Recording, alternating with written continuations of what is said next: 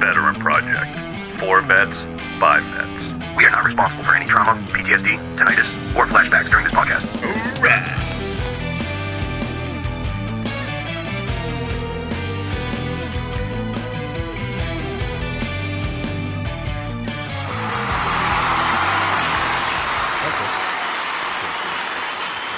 But hey, we're back, part 2. I like it.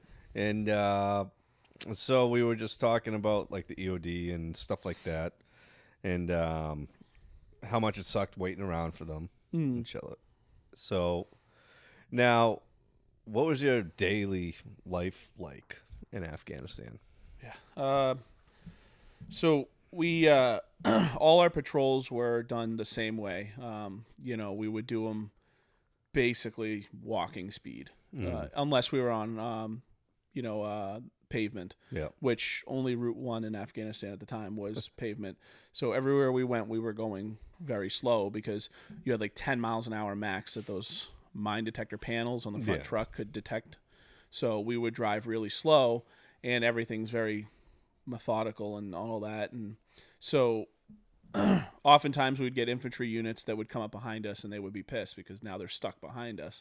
And if you think waiting for EOD for 6 hours sucks, going 20 clicks down the road and taking 6 hours sucks too. It's like, it's it just sucks because you have to go really slow. And then if we did missions at night, we had to roll with white light. So that was a little sketchy because we tend to not go at night, but sometimes we had to.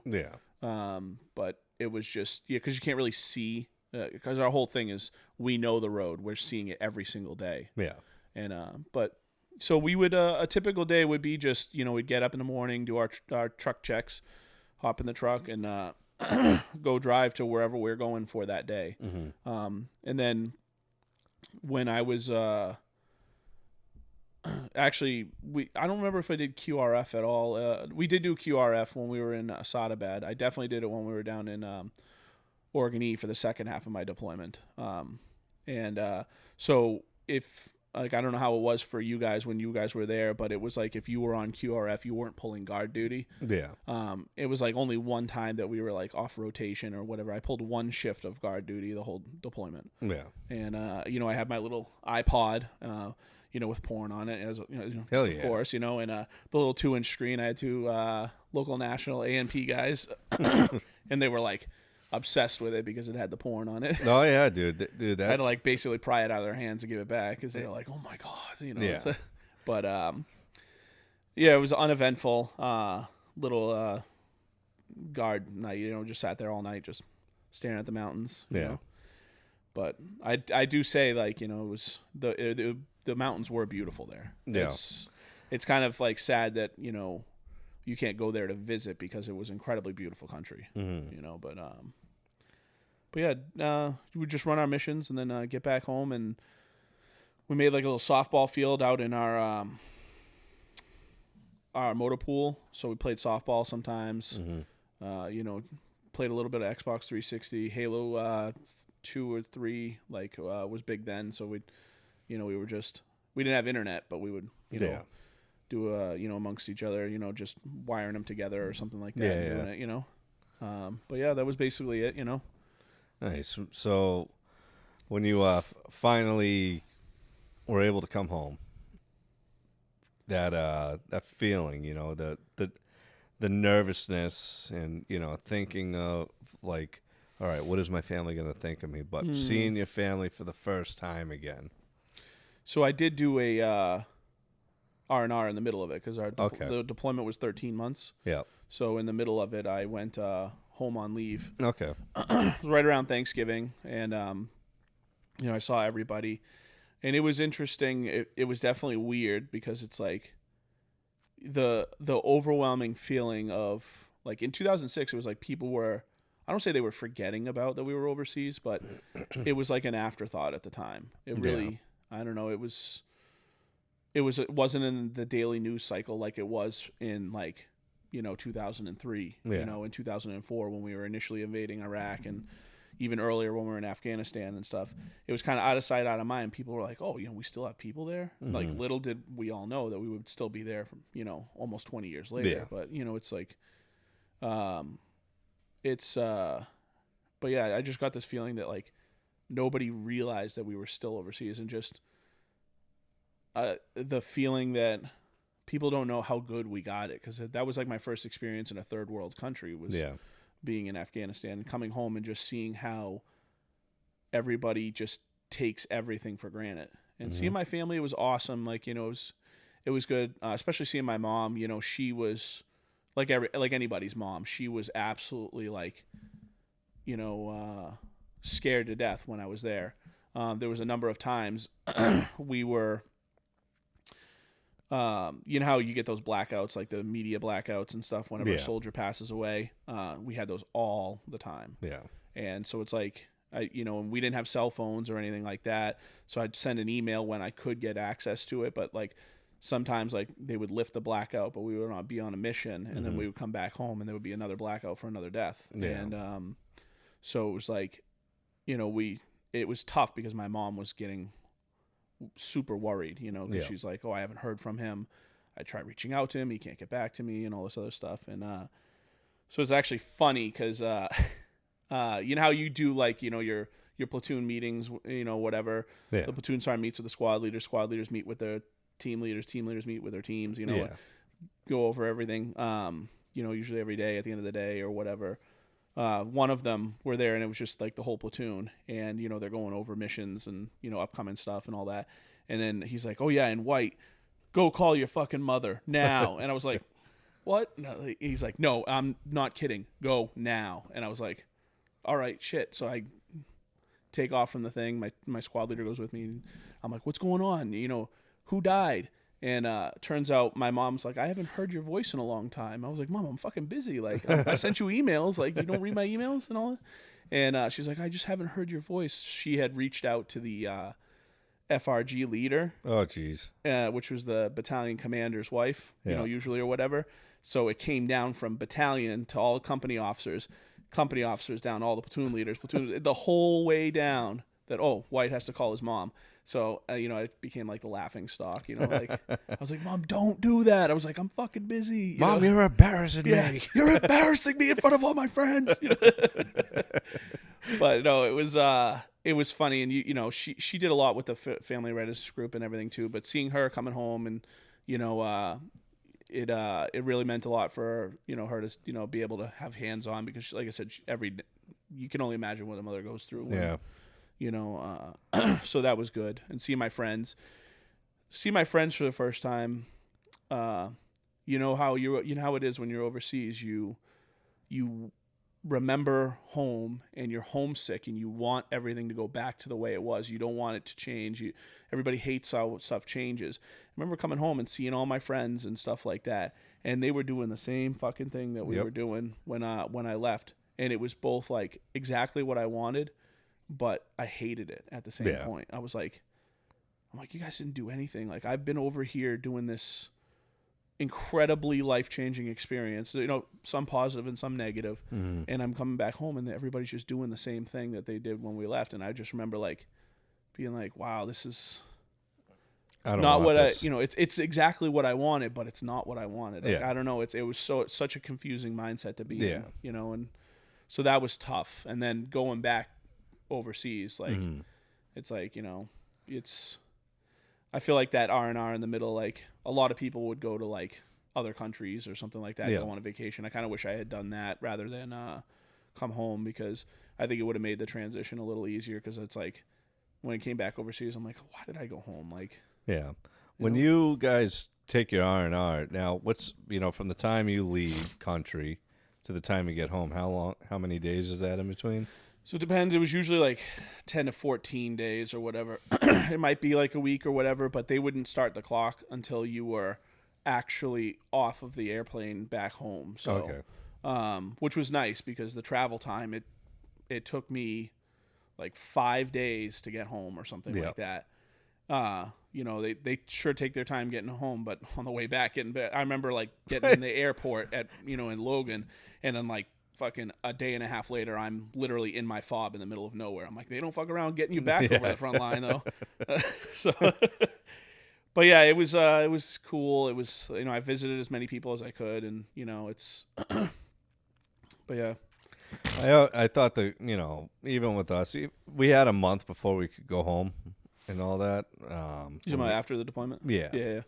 And I just remember when I got home and I'm like, wow, a month ago I was getting shot at. Mm. And now I'm sitting here getting fucking shit-faced with my friends. And, like, I think that's, like, it was, I don't know, I kind of, like, held myself to a lot higher standard with the fact that I've dealt with more than all these people at home have dealt with. Because they got the same thing going on every day. Mm. Now, when we were over there, it's a whole different world, third world country. Yeah. You got kids trying to steal your waters out of your drop pouch, but you come here and it's like, okay, well, that kid just went and bought a water bottle. Mm. And it, like, because I just remember sitting there and I just realized, I was like, damn, dude, this, it feels like a year ago, but it was really just like, The culture shock. 2 months ago. And I remember when I saw my parents for the first time. It was amazing to see them. I was so thrilled to see them. And then, I wasn't obviously sleeping when I got back because I'm still on Afghan time or whatever. But, I remember my mom, flat out asking me, she's like, hey, is that, are you going to be okay? And I'm like, I don't know. I don't know how to process everything that I just went through and now just living my life as a Marine. So, but obviously as military, we're learned to keep pushing forward. And, that helped me in a big way, is to keep pushing forward. But, here I am, 12, 14 years later of being out of the Marine Corps. It's like, okay, I push forward for as long as I can, but fuck, that sucked. Yeah. So, but no, dude, that culture shock though, it was wild. And, Jay, you awake? Yep. Jay's awake. I have to keep checking in on Jay. Yeah. I'm here, guys. Don't worry. He's behind that screen there, so I'm gonna keep catching him off guard. So, now, after you got done with being an engineer, didn't you become a drill instructor or something? So it's still a combat engineer. That your MOS doesn't change because drill sergeant is not it's not an MOS. I mean, it is technically, but it's what they call like MOS immaterial. You go to drill sergeant school. I was in the reserves at the time because I did 07. I got out, went into the reserves, and I went there. And in 2009, I ended up going to drill sergeant school, and it was Army Reserve drill sergeant school, but it's a full-time school. It's 57 days, or it's basic training plus 1 day. They had to make it longer than basic training. It was kind of interesting because you basically do basic training all over again. There is some of the yelling at you and stuff like that, but it's not like basic training again because we're all NCOs, obviously. And it was it just to go through all the obstacle courses and see like the other side of the coin, and you have to do certain things that like. Everything's very regimented. We had these things called modules, which, anybody who's a drill sergeant knows modules, and basically it's a period of instruction. Like it's all drill and ceremony stuff. If you're teaching somebody how to stand up at the position of attention, there's a set way you have to do it, and it's like verbatim. It has to be done. Yeah. And what we would do is when you're doing that section of drill sergeant school, you'd roll a dice, and whatever number that the dice comes up, they give you a module. And then that next day, this is at like 1600, and the next day at like 08, you're pitching that module verbatim with, you have to have the entire thing memorized. And some of them are 2 pages, single space, like, thing you have to memorize an entire thing. Yeah. Some of them were 13 pages. And we had a couple of them memorized before we went, position of attention, all that other stuff. But basically, you had to stand at the position of attention. You had to basically pitch this, and it's how you're teaching it. It's a very specific way you had to do it, and that was like blunt memorization. Just and it was funny because you'd see all the drill sergeant candidates walking around, with their sheet, just memorizing it, pitching it over and over and over again. You just keep on going. Some people would stay up all night, and or some people would. I chose to do it until I could do it okay, and then I would go to sleep, and then I would get up early in the morning and keep going again because I was like, I gotta at least have some sleep before I try and pitch this. We had one of them that's like the 13-page one was like the infamous one, it's the longest one, and it's called count off, stack, and take arms. It basically I don't know in the Marine Corps, but Jay, you remember that. It's basically has to do where everybody passes their rifles down and they thread them together and it makes a little teepee of rifles. Yeah. And that's a drill and ceremony thing. Okay, yeah. We as drill sergeant candidates, we knew about that one. That was the infamous one. Nobody wanted to get that one. We called it the count off, stack, and pack your bags because you're probably, if you get that one, you're fucked. Like you're probably gonna get it wrong. And I remember one of my buddies, he was a Marine, and he went to the Army, and he got that one, and he was rip shit. And what happens is if you fuck it up, then you have to roll the dice, and then the next day you attempt again, and you have to do 2 modules. And then if you fuck up one of those, you roll the dice again. Now you have 3 modules, and if you fuck up one of those, you're going home. You're kicked out of drill sergeant school. Damn. And, that was like the only like real mental part of drill sergeant school that was like a mind fuck. Other than that, it was just 56 days of them just drilling into your head. Don't beat the privates. Don't fuck the privates. Don't take their money. And that's all it is. Yeah. Hey, I got something for you guys because you just mentioned that like that's something you have to memorize. And what's something that you memorized while in service that you still memorize today? If you're asking me to say a creed, I'm not going to. But This is my rifle. yeah, There are many like it, but this Do you one guys is mine. remember both of the creeds? I mean, you know the Marine Corps creed I know the Marine Corps hymn very well. or whatever that thing is. Go ahead. You want me to actually Go do ahead. this? Yeah, I want to hear it. Fuck. You still got it in you or no? Yeah, I still If you got it. if in you me. absolutely bomb this, I'll cut this out. From the halls of Montezuma to the shores of Tripoli, we will fight our country's battles through the air, on land and sea. First to fight for rights and freedom, and to keep our honor clean. We are proud to claim the title of United States Marines. Hoorah! well, you That's just only made my one. dick hard. That is only one part of like a 3 verse. I don't know the other 2 verses. But that's what they made us sing after we finished the Crucible. Still got it, Cash. Yeah. I think the Army, I could probably do the Army song. I didn't even think about that one, but I'm going to butcher it. But,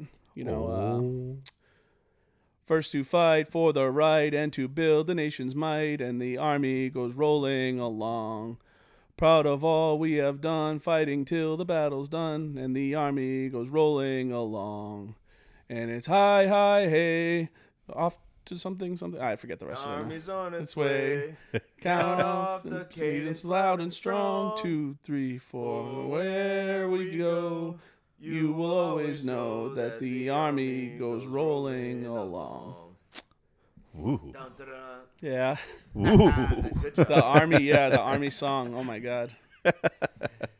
So it's funny because I work hand in hand a lot with the Army Corps of Engineers now, and I always go up to these guys because they're civilians. So I say, "Do you know the Army Corps song?" And they're like, "What?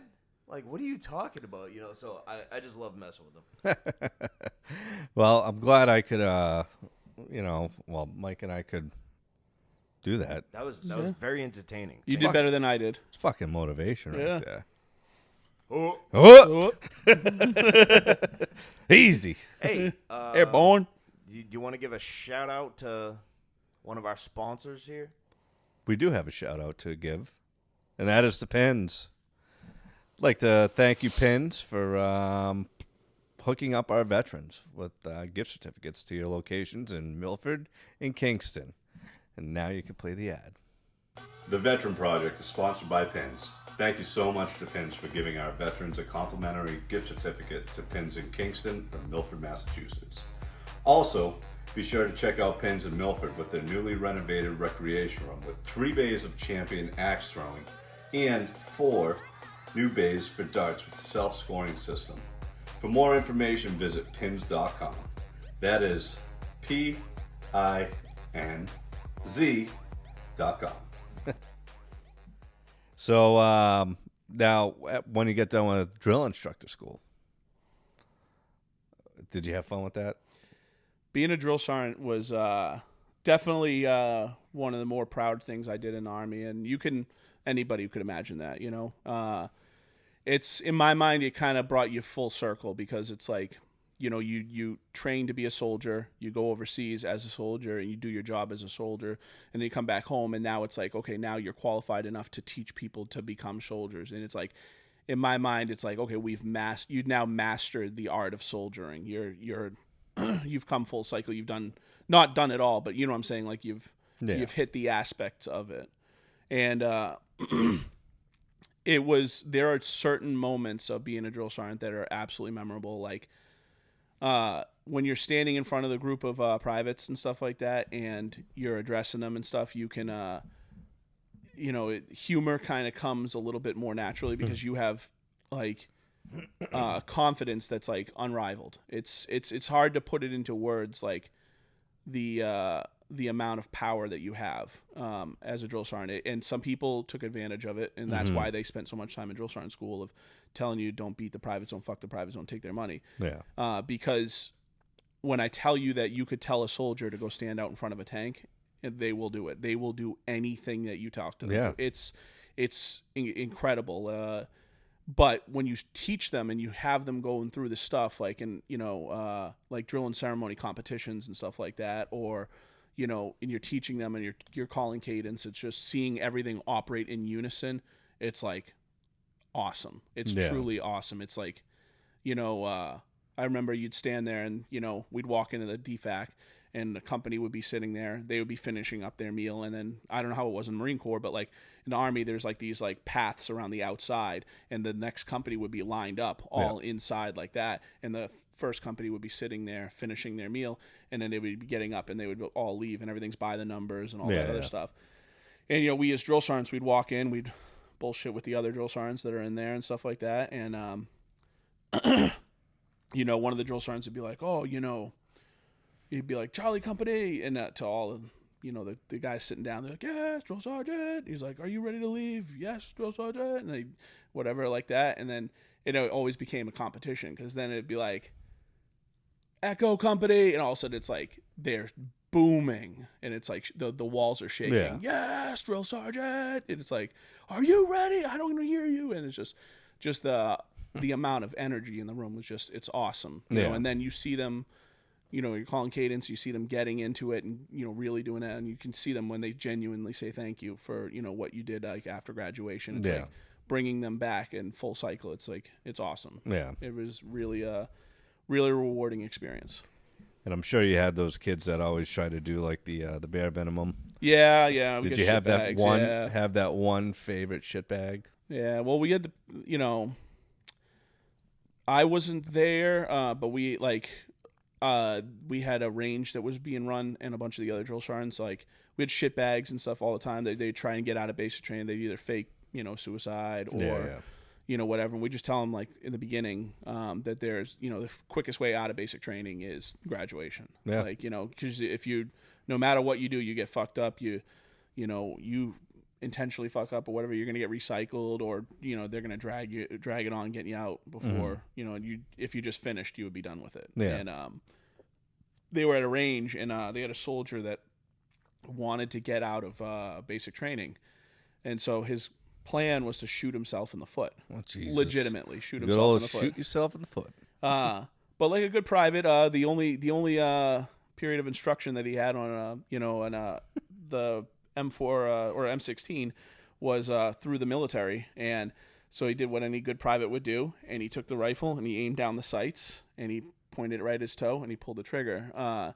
He didn't count for the fact that the sights were 2 inches above the the barrel, and he dumped a round straight through the top of his I shouldn't kneecap, be laughing. and it cavitated down, and it blew out the bottom of his foot, and he almost died. Like, the drill sergeants ended up having to jump on him, God. throw a tourniquet on him, and everything else like that. And they had to call MedFlight, like a 9-line medevac, to the range to get this guy taken out.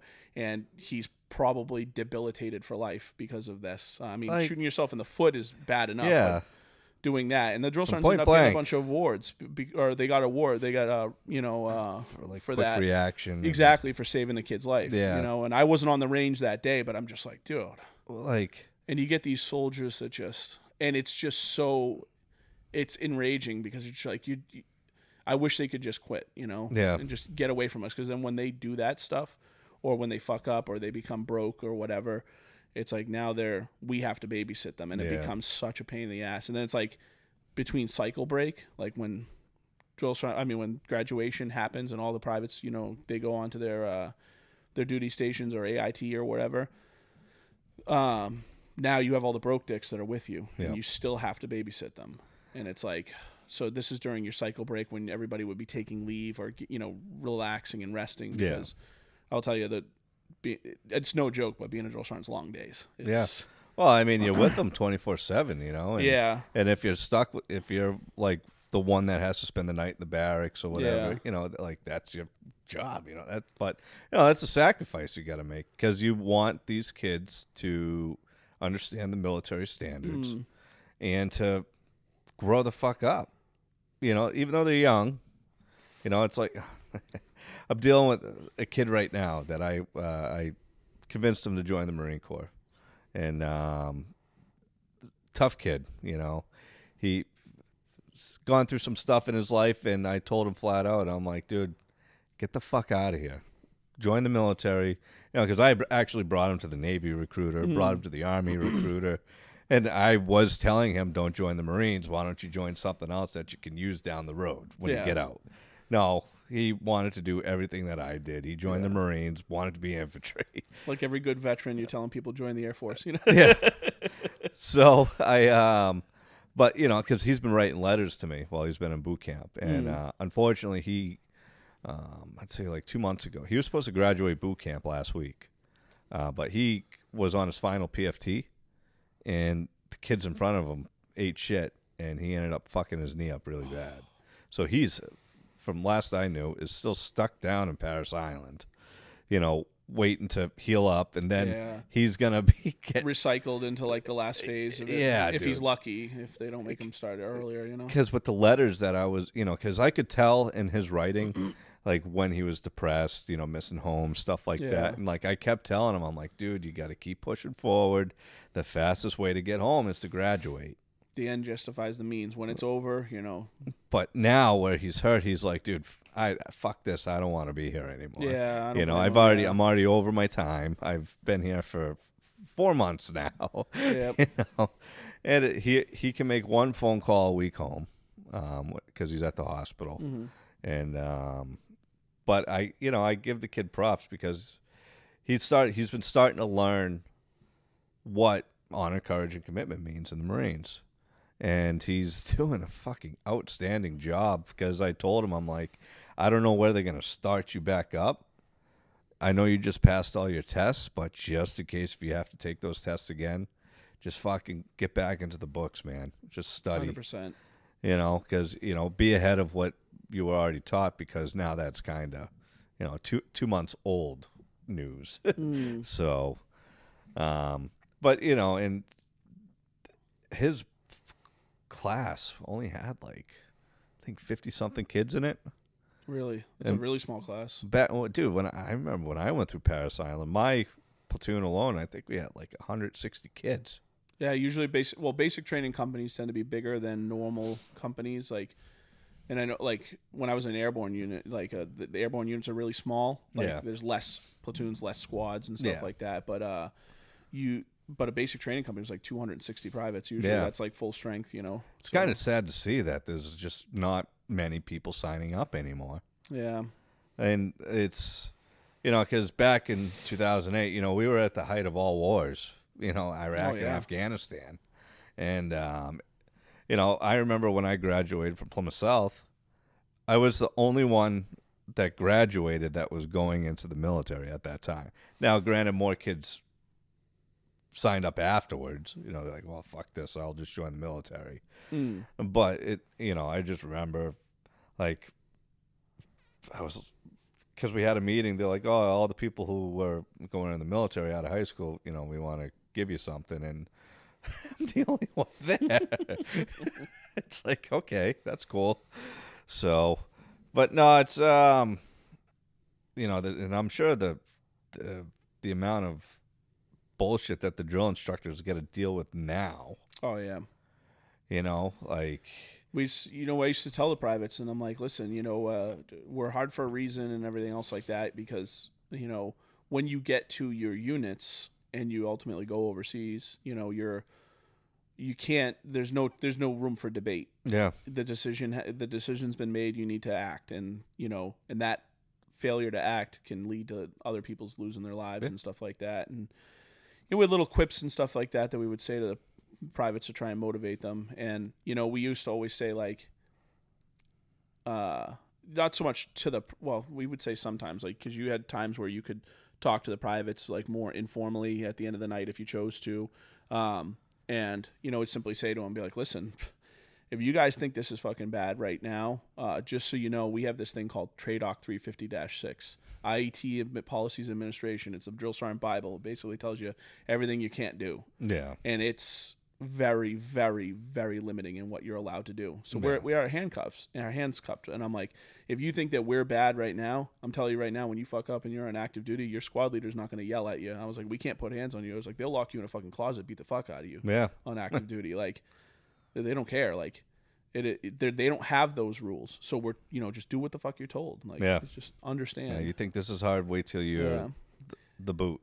It's so, but you'd find other ways to motivate people, and it ended up becoming a challenge, because it's like when you take away your power base, with the stuff that you're allowed to do, like the certain exercises or swearing or calling people names and stuff, like the more that they started limiting that, you had to come up with different ways to motivate soldiers. And it, we like to say that TRADOC is black and white. Mm-hmm. Well, drill sergeants operate in the gray, and you have to. Yeah. They tell us, dietitian, they're like, you're not a fucking dietitian. You can't tell the soldier that they can't have ice cream. It's like, no, I can't tell them that they can't have ice cream, but I could take my drill sergeant hat, which they're not allowed to touch, and I put it on top of the freezer, and they can't move my hat, so that means they can't get ice cream. Yeah. And it's like, that's how ridiculous it started to get, and they really were anti-drill sergeant. But yeah. I remember, like, that guy, the count off, stack, and pack your bags guy, the guy that was Marine, he used to say, he had this, his name's Jojo Francis, one of the coolest guys I know, and he had this saying that he would do right in the beginning of basic training, because the military is all about uniforms, right? And everything has to be done right. Everything has to be squared away. We still do it today. You see hairs hanging out or whatever. We're fixing people's collars and all that other stuff. Like, that's ingrained into us, and that's discipline and everything else like that. But it doesn't happen overnight. It's not a quick process to get to that point. There's a lot of lessons into it, and to kind of drive that home. But he had a saying, and he had like this little method that he taught people about uniforms. And especially once we got into the uniforms that had like the Velcro shit. Mm-hmm. So people would have their names like on backwards, or they'd forget their flag and all this other stuff. And they would be fucked up, and you smoke the bags out of them, but they'd still fuck up, like the next day or whatever. They'd do something different, or another private would do that. So he would take all the soldiers in the very beginning and smoke the bags out of them, like to the point where like we almost tapped him out and be like, "Hey, Battle, you got a phone call." Like, that was always the saying, drill sergeant's going too far. Hey, Battle, you got a phone call. That means hey, time to fucking walk away. Like, you're getting too involved. You're getting too much on them. Yeah. But he'd get them right to the edge of where it's like, dude, you gotta take a phone call. Like, he's smoking the fuck out of these kids. Yeah. And they're broken. Like, they're at the point of like failure. And then he'd be like, "All right, everybody on your feet." And he's like, bring it in, no, bring it in, like everybody right close to him. Yeah. And he'd be standing there, and he's like, "Do you understand why we get so upset about your uniforms being fucked up? All the things in basic training that you could be mad about. Do you know why we get so upset about your uniform being fucked up?" He's like, "Because I've watched my battle buddies bleed, and I watch my battle buddies die wearing this uniform. Yeah. And I'll be fucking damned if you're going to fucking wear it wrong. Yeah. And at that moment, they feel like they're 2 inches tall. Yeah. And from that moment on, you never have a question about uniforms. They're squaring each other away, and they're like, Yeah. they know that this uniform means more than they understand. Yeah. And It's deeper, and to send that home in like a way like that, it's like you have to come up with ways to make it work, and it was like inspiration to kind of come up with different ways to like make stuff count, yeah. get the passion in there, teach somebody to a point where they, can motivate themselves, motivate each other. Understand the bigger picture. Exactly. Yeah. There's a bigger picture here. And all the stupid stuff, and we'd start telling them, be like, listen, everything you do in Army basic training, everything you do is based off of combat. Yeah. And they're like, well, what do you mean? Like, when you're walking through the chow hall and you have to carry your drink like this with 2 hands, it's not because we think you're an idiot and you're going to spill your drink. I mean, partially it is, but no, because you have to build those muscles that you never use, because guess what? When you go to the hand grenade range, you have to pull the pin and do that and everything like that. Yeah. It's like the way you lace your boots, like it seems stupid, but we do that because, hey, it's easier to cut them off. You looking at mine. Yeah. It's like all that. Yeah, I know, right? Yeah.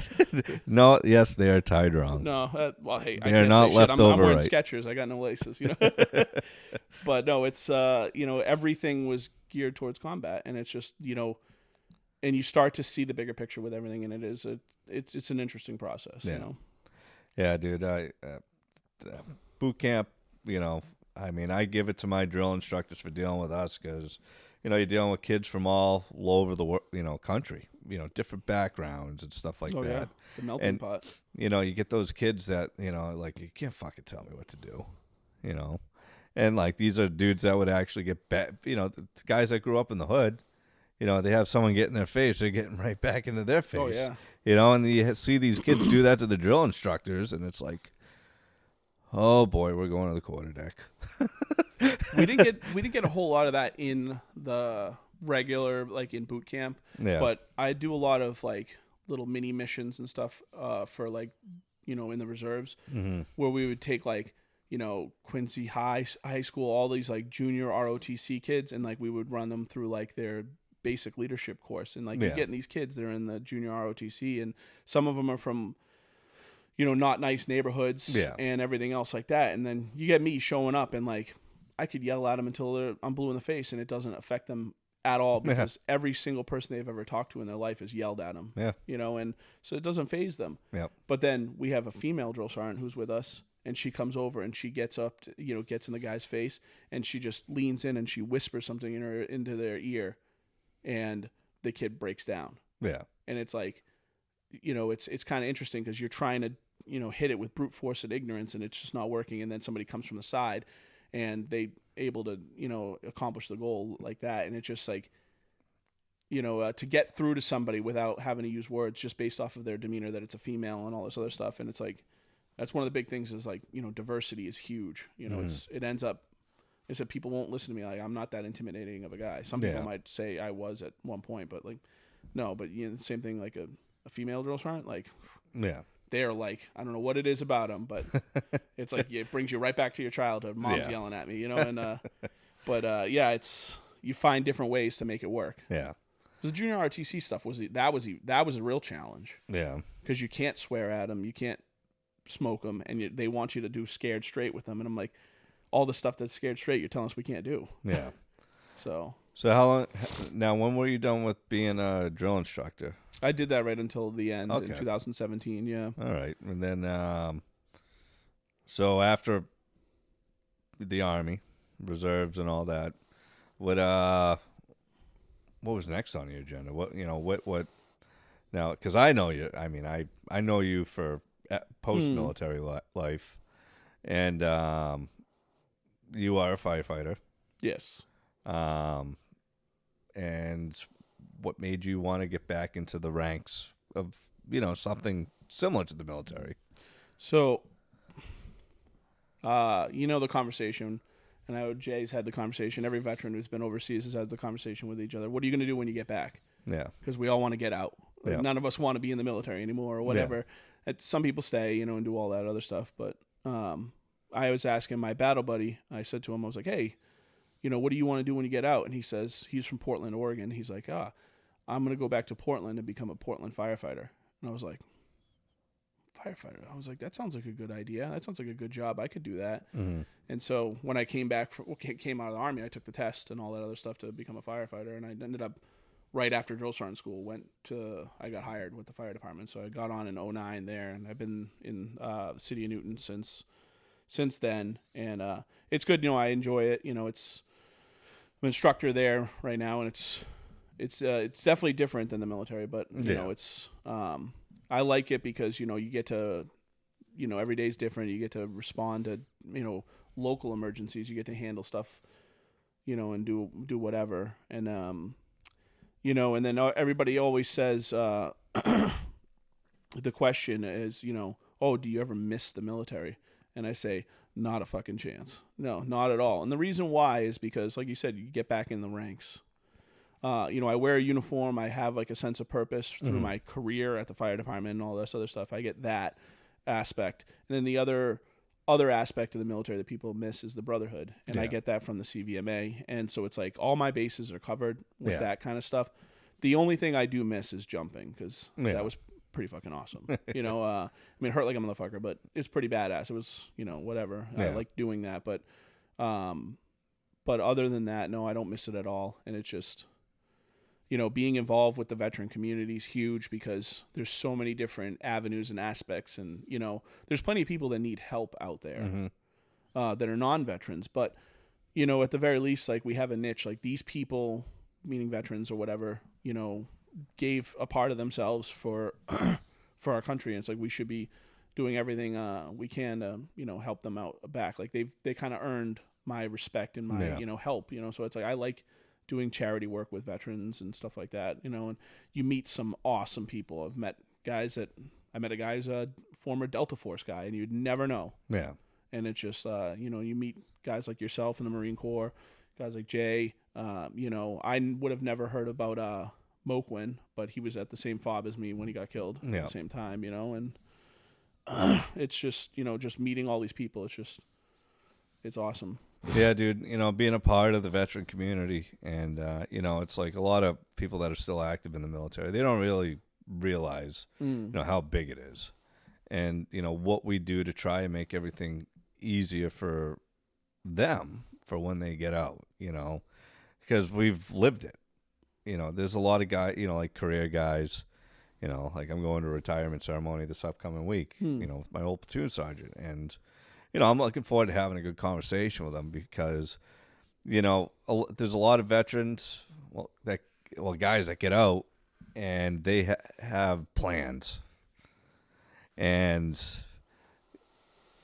my plans failed, and then I kind of put myself into a difficult situation.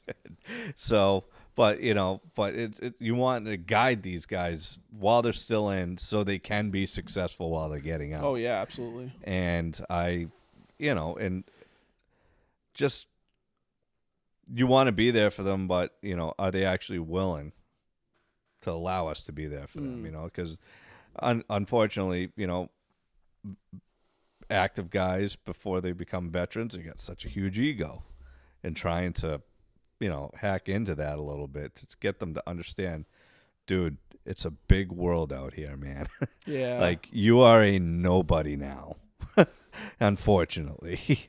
And, and I think that's what the hardest thing to swallow is, damn, I did all this for my country. Yeah, I am who I am. My friends know who I am, but that person right there sitting at the coffee shop doesn't know who I am. So it's not like I'm going to walk up to him and be like, yeah, I served in the Marines. Thank me for my service, So, but, no, and that's, what we do in the CVMA, where we got a great organization nationwide. And when we come together, man, we come in flocks. Like nationals and regionals and stuff like that. And, you look at this and it's like, holy fuck, this is just like a division formation. Oh, yeah. So it's so funny because there's that diversity that's there, that's inherent in the military. It's there, the CVMA is an amazing organization. It's great. I love being a part of it, and you get out of it what you put into it. And I try to put a lot into it, and I think it's a really it's an awesome time. I have one of the most impressive things about the CVMA is the people coming together, not necessarily for nationals, but like if you're just out traveling, right? Yeah. And you reach out and you're like, hey, I'm coming through this area. Is anybody around? Like, and you could be Joe Schmo, whoever, like we did in Myrtle Beach, Yeah. Hey, a few of us are down here for a bachelor party. Who's there? And what do? They roll out with like 5 or 6 people to come out and hang out with us. They never met us, don't know us from a hole in the wall, but they embrace us like a brother. And then they sit there and we laugh, we joke, and it's like, this is somebody that I don't know at all, but I know better than my blood relatives. Yeah. And that's that bond is incredible, and it's hard to describe that just universal understanding. And I think that's why we all wanted to be a part of the Combat Vets. And it's not, you could join any veteran group and everything like that. We chose the Combat Vets because it's like, we know that guy who's sitting on the opposite side of the couch, like he's been there. Like I see that patch on his back. I know what he did to earn that patch. Yep. And it's like, that means more to me than I know I could open up to him about something because he understands, what it's like to be that far from home, to go through some of those emotions that we were discussing on the last episode, you know? Yeah, no, I'm glad to be a part of it, and that's, we through these episodes and all that stuff, we have had, a majority of CVMA guys, and and these are my brothers, these are Jay's brothers, that we've had on, and I love, it's like I see you on the outside, but this is actually like a chance where I can actually, who the fuck are you, Mike White? So, and that's what I'm enjoying because I'm able to understand what you've gone through. I think we've talked about the service a lot, but there's always been other people around, Yeah, so we just kind of get caught off guard. But being able to sit down one-on-one with guys from our group, it's been rewarding, and that's where I feel, yes, as a organization, we listen to each other, but we don't listen to each other. And that's where that sometimes I think that it could be worked on, like actually picking up the phone and just talking to each other, It's like you'll call me when you're driving back from work. Yeah. Like, what's up, man? I'm like, oh, just driving from Walpole. He's like, yeah, I'm sitting in traffic. Yeah. So, but what do you think, Jay? How do we do today? I think it went great. Yeah? Went great? I think we got plenty of content to work with. Different webcam. Look at Nice. Eh. Showing off the toys. Wrong. But yeah, I'm excited to keep things rolling here. And who do we got coming on next? Question mark. Working on it. I'm working on it. Dude, it's hard to get, it's like people are always like, yeah, I want to come on and all that. Then I'm like, hey, do you want to come on? I can't. It's like, fuck. All right, now I got to start begging people to come on, Yeah, it's tough, scheduling anything is always tough, and then, getting people to commit to that, opening up a little bit and making themselves vulnerable, and especially as soon as you hit record, it's like it's a little bit of a different conversation. It's recorded now, Yeah. What we just talked about is there, and it's always going to be there. But your story is going to compare to somebody else's story out there. So, and that's what this is about. People can understand, hey, I'm not going through this alone. I think that one of the fringe benefits of the podcast, I think that it's really awesome, is that, you guys are helping people tell their stories, but, putting in an informal situation where somebody can open up to somebody who's been there again, in a way that I would never explain this stuff like to my kids. Yeah. But because it's recorded, maybe sometime in the future, like your kids can watch it. And that's the kind of stuff, like if, I know you lost your mother, I lost my father, like you cherish those abilities to be able to like watch video or, look at pictures and, remember them. Yeah. And, it'll be beneficial for families down the road that they want to see that. That's a fringe benefit, and there's also you know, like I said, hearing people's stories is really good because it's, it does kind of paint a picture that, like, you know, a lot of people ask, like, what did you do overseas? And it's just like, well, that's such like or how was it over there? Like, Or did you kill that's such anybody? or did you kill anybody? Yeah. It's like such a wide open question. It's like, you know, I don't know how it's like when somebody says, thank you for your service. I don't know what to say. I just thank you for your support, I guess, you know. Yeah. I don't think it's worth thanking, at least not for me. Yeah. Some people for sure. Yeah. You know, but, it's just an interesting thing. Whereas if you're having a conversation, you know, talking about the stupid stuff, you know, the buffalo arm, you know, wish we had that fucking thing. Well, everybody, that is it for season 2. I look fucking high on camera, but it was thank you so much, Mike, for coming on. Yeah, Might thanks for have been having me. secondhand. What? Was it? Shut the hell up. So I'll so if you're interested in coming on to the podcast, let us know through our Facebook page and we'll gladly have you on. All right. I appreciate you coming on. I appreciate Jay doing his thing out back there. Cool. And The Great Oz. till next time, everybody. One. Well, Johnny Cash, another episode in the books. That's it for today, but the journey doesn't end here. Every veteran has a story, and every story deserves to be heard. If you're a veteran with a message, a challenge, or a triumph to share, we want you to join us. Your experience matters to us. And together we can inspire others and remind the world what resilience truly looks like. Until next time, stay strong, stay connected, and remember, you're never alone in this fight. We'll see you on the next episode. Cool. The Veteran Project. 4 vets, 5 vets. We are not responsible for any trauma, PTSD, tinnitus, or flashbacks during this